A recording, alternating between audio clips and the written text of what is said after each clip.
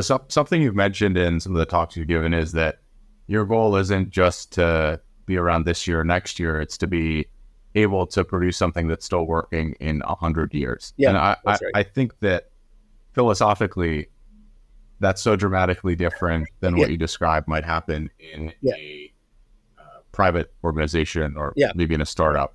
Can you yeah. talk to me about how, you know, in some settings where things are built privately, they Yeah. might actually break down That's because of right. Yeah. the Well, incentive structure? if you look at the history of proprietary software, typically there are like transition points where software is like phased out, formats are discarded, um, uh, customers are forced to migrate from one thing to another. Customers are abused because they have a dependency on the software and really have no choice but to keep doing it. So I think it's really important for, again, this concept of durability and this concept of trust, that we're trying to create something that you can rely on for a very long time.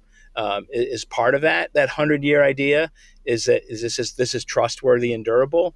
But it's also, I think, the idea that if we can create a company that is has a synergistic relationship between sort of building a business and being able to invest at scale and creating open source software, that company is worth having around for 100 years.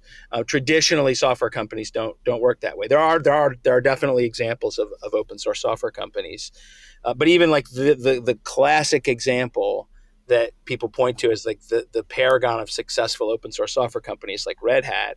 And I just saw a news item yesterday where it's Red Hat's going to make it much harder for sort of non Red Hat distributions like Oracle Linux or Amazon Linux, or there's various flavors that are derived from Red Hat. They're going to make that much harder. So it's you know the ability to do something that people can trust for the long term, I think, is a big driver behind that.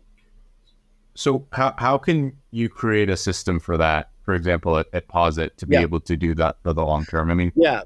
go ahead. No. I think that we talk about it as sort of a virtuous cycle where, our mission is to create open source software that's usable by anyone, regardless of economic means, that's extremely useful to a whole broad range of people. And so we do that. That's our packages, our IDEs, our web frameworks, reporting tools, all the different things we create. And what by making them open source, they tend to get very widely adopted.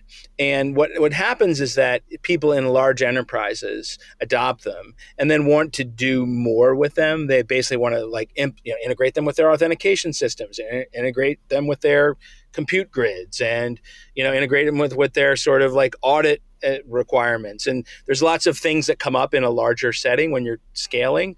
And our idea is what we've done is we've sold products to larger enterprises who are starting to take these platforms seriously, and that builds a business for us, and that in turn allows us to reinvest in open source and ultimately create more opportunities for other folks to adopt the tools. So that has worked pretty well for us.